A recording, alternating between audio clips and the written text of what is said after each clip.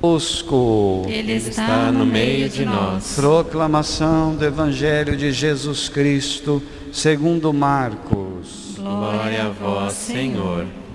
Quando passou o sábado, Maria Madalena e Maria, a mãe de Tiago e Salomé, compraram perfumes para ungir o corpo de Jesus.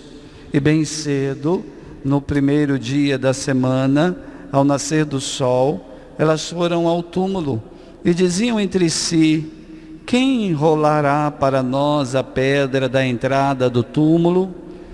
Era uma pedra muito grande, mas quando olharam, viram que a pedra já tinha sido retirada. Entraram então no túmulo e viram um jovem sentado ao lado direito, vestido de branco. Mas o jovem lhes disse: não vos assusteis, vós procurais Jesus de Nazaré, que foi crucificado. Ele ressuscitou, não está aqui. Vede o lugar onde o puseram. Ide, dizei aos seus discípulos e a Pedro, que ele irá à vossa frente na Galileia. Lá o vereis, como ele mesmo tinha dito. Palavra da salvação. Glória a vós, Senhor. Meus queridos irmãos e irmãs, hoje é sábado santo, é o dia da vigília pascal. Vigília, não propriamente a Páscoa. A Páscoa é amanhã, domingo da ressurreição, domingo pascal. Hoje é a vigília que antecede a Páscoa da ressurreição. Vigília, preste atenção nessa palavra. Toda vigília só é vigília porque se situa na expectativa daquilo que vem em seguida. Então, o característico da vigília é a expectativa daquilo que vai acontecer ainda. O mistério, então, que nós celebramos na vigília pascal, que não é a Páscoa, então tem um mistério próprio.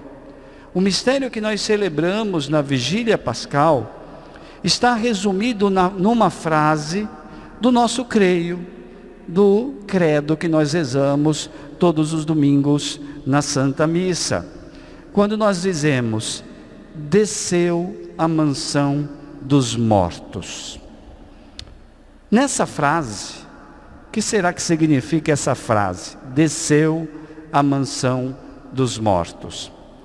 Nessa frase, o nosso creio está afirmando que Jesus realmente morreu e que por meio de sua morte, que foi por cada um de nós, ele venceu a morte e o diabo. Então ele morreu e morrendo venceu a morte e o diabo, que é considerado o dominador da morte. Então ele destrói a morte e ele vence, ele derrota aquele que é o dominador da morte, que é o diabo. O Catecismo da Igreja, no número 637, diz o seguinte: o Cristo morto, em sua alma unida à sua pessoa divina, desceu à morada dos mortos. Então veja, é uma afirmação oficial da doutrina da Igreja. O Cristo morto, em sua alma unida à sua pessoa divina. Por que o Catecismo fala isso? Quando uma pessoa morre, separa-se o corpo e a alma. O corpo é sepultado e a alma vai para o juízo. Pois bem, quando Cristo morreu, o corpo dele foi sepultado e a sua alma, diz o texto aqui, unida à sua pessoa divina. E é claro, Jesus era verdadeiramente homem e verdadeiramente Deus. Então a sua alma humana, unida à pessoa divina, desce a mansão dos mortos, ou a morada dos mortos. Para quê? Diz o catecismo. Abriu as portas do céu aos justos que o haviam precedido. Então, Jesus desce à mansão dos mortos para destruir a morte, para destruir o diabo e para abrir as portas do céu a todos os justos que tinham vindo antes de Cristo. Então os que vieram antes de Cristo são salvos pelo Cristo, porque ele desce à mansão dos mortos, e lá na mansão dos mortos, ele derrota o diabo e abre as portas do céu aos justos que haviam precedido. Veja como a obra do Cristo atinge a todos os tempos, antes dele e depois dele. Pois bem, hoje então, nós estamos na vigília.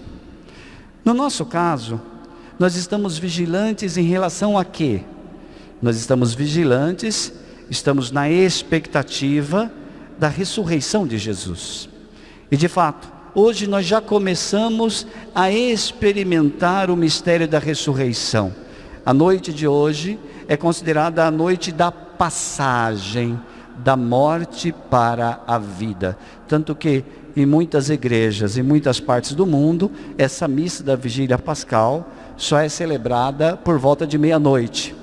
Porque é quando então termina o segundo dia e inicia-se o terceiro dia. Porque ao terceiro dia ele ressuscitou. Então ele ressuscita ao terceiro dia. E é por isso que é a missa do galo. Porque se celebra de uma maneira tão tarde, às vezes até na madrugada do terceiro dia, que é quando então o Cristo ressuscita.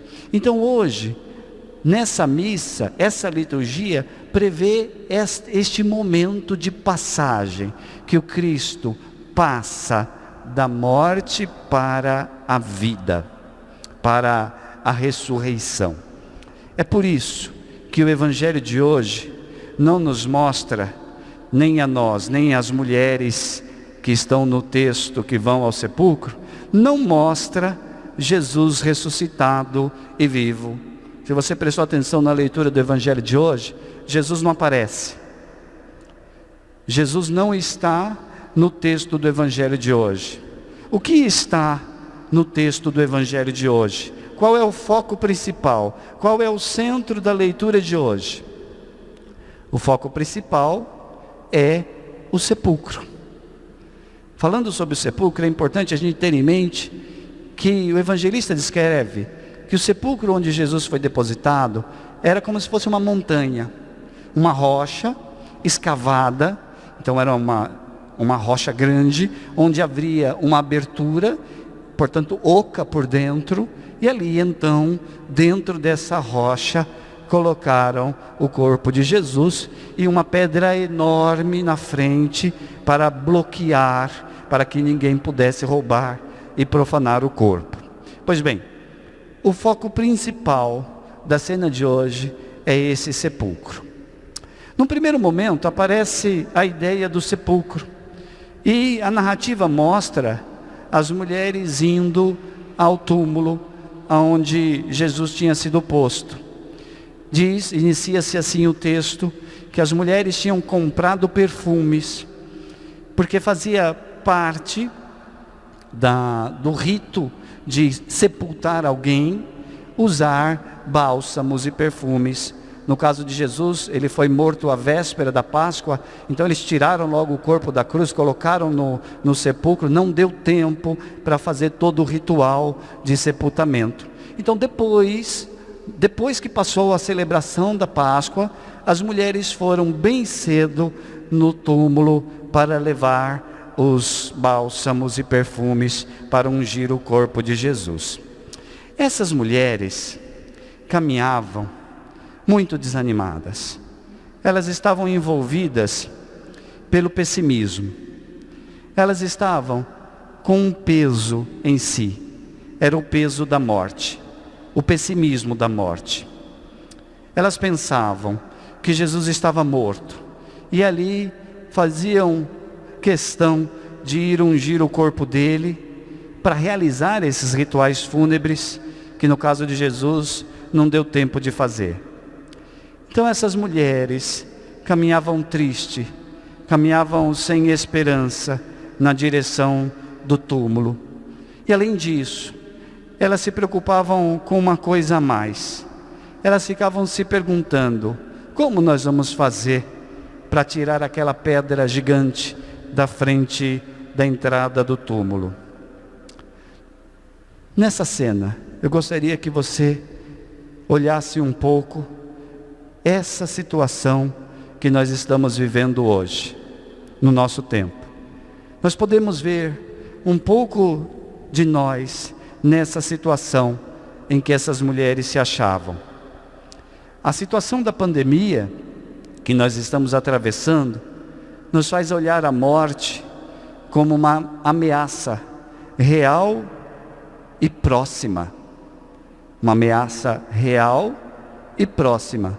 Antes nós sabíamos da morte, nós já sabíamos que um dia ela iria nos encontrar, mas agora nós sentimos a morte como uma ameaça concreta.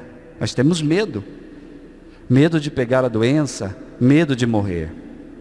Além do medo de morrer, nos assola também as tantas mortes que nós ouvimos todos os dias nas notícias, e sobretudo a morte das pessoas próximas e queridas. De modo que, assim como aquelas mulheres, muitos de nós caminhamos sem esperança, e alguns cheios de tristeza, com o mesmo pessimismo, com o mesmo peso da morte que aquelas mulheres estavam vivenciando.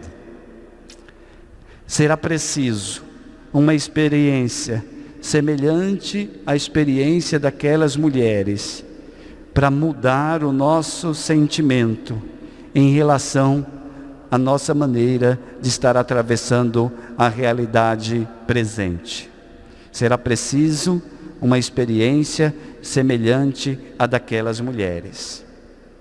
Mas é preciso se perguntar: qual foi a experiência que aquelas mulheres tiveram? O que aquelas mulheres encontraram quando chegaram no túmulo aberto? Elas viram algo sensacional quando entraram no túmulo? Algo apareceu na frente delas e, como num passe de mágica, expulsou a tristeza do coração delas? Não. Diz o Evangelho que elas chegaram no sepulcro, viram que estava aberto, entraram no túmulo e o corpo de Jesus não estava lá. Foi isso que elas viram. O corpo de Jesus não estava lá. Então elas se depararam nada mais, nada menos do que com uma ausência. Elas se depararam diante de uma ausência. O corpo de Jesus não estava lá. E a ausência, isso que é o bonito da experiência delas. A ausência do corpo de Jesus se tornou um sinal de que algo aconteceu. Elas poderiam ter lido esse sinal de N maneiras. Elas poderiam ter lido a ausência do corpo de Jesus com uma outra forma negativa. Elas poderiam ter, por exemplo, afirmado que alguém entrou ali e roubou o corpo de Jesus, e por isso o corpo de Jesus não estava lá. Mas elas não leram este sinal dessa maneira. Na verdade, essas mulheres acreditaram naquilo que o jovem que estava dentro do túmulo estava dizendo. O jovem vestido de branco, sentado no lugar onde estava o corpo de Jesus, disse: vós procurais Jesus de Nazaré, que foi crucificado? Ele não está aqui, ele ressuscitou. Elas não viram, elas só viram uma ausência, mas elas acreditaram na palavra de vida, e isso foi capaz de tirar aquelas mulheres do pessimismo da morte em onde elas estavam mergulhadas. Esta fé na vida e na ressurreição fez com que a tristeza delas fosse convertida em esperança. Elas acreditaram que a ausência do corpo de Jesus não poderia ser uma obra humana, não era alguém que tinha roubado. E elas acreditaram que Jesus não tinha simplesmente retornado à vida terrestre, como fez Lázaro. Elas acreditaram que algo muito poderoso estava acontecendo, mesmo sem ver Jesus ressuscitado na frente delas. Tudo se transformou no coração daquelas mulheres, quando elas tiveram essa experiência de fé. Tudo se transformou quando elas tiveram essa experiência de fé. Na verdade, aquelas mulheres, embora vivas, porque eram pessoas vivas, elas estavam presas num sepulcro antes dessa experiência. Elas estavam no túmulo da tristeza, no túmulo da falta de esperança. E é preciso pensar, infelizmente, exatamente como aquelas mulheres, muitos de nós podemos nos acostumar a estar no sepulcro, a conviver com a frustração, a estar mergulhado na falta de esperança. Mais ainda, alguns de nós podemos chegar a nos convencer de que a vida é assim mesmo, sem esperança, cheia de frustração, cheia de tristeza. Quantos não são os que caem em depressão por achar que a vida é assim? E aí vamos nos paralisando com angústias que apagam as nossas esperanças. Esperança que Deus tinha acendido em nosso coração, que Deus tinha posto em nossas mãos. Nós sepultamos tudo isso. Meu irmão, minha irmã, é preciso fazer uma nova experiência, como fizeram aquelas mulheres. A experiência do túmulo vazio. E eu quero dizer a você, para fazer a experiência do túmulo vazio, é preciso tirar a pedra que atrapalha. Havia uma pedra enorme na frente do túmulo. É preciso rolar essa pedra que atrapalha, para nós fazermos a experiência do sepulcro vazio. Para sair do sepulcro, que nós nos acostumamos, que nós fomos nos colocando, é preciso rolar a pedra que está na frente. Então hoje, nessa vigília, que marca a passagem da morte para a ressurreição de Jesus, é preciso que você peça isso, que você peça que o Senhor faça rolar a pedra que te impede de sair desse sepulcro, sair dessa solidão de desesperança, de tristeza, sem ignorar a realidade grave que nos cerca, sem ignorar que a verdade é que a morte é realmente uma ameaça, mas nós não podemos ficar no sepulcro enquanto estamos vivos. Hoje então peça o dom de se acender em você uma fé nova, uma vida nova. Peça o dom de que a luz da noite santa da ressurreição de Jesus te ilumine, te traga esperança, encha o teu coração, devolva a esperança ao teu coração, e que te faça permanecer de pé, mesmo neste tempo de tantas incertezas que estamos vivendo. Ser homens e mulheres pascais é isso. Ainda que tudo seja escuridão, trazemos em nós uma luz, que não é nossa, mas vem do Espírito de Deus em nós. Que Deus então te encha dessa luz, e te faça sair de todos os sepulcros.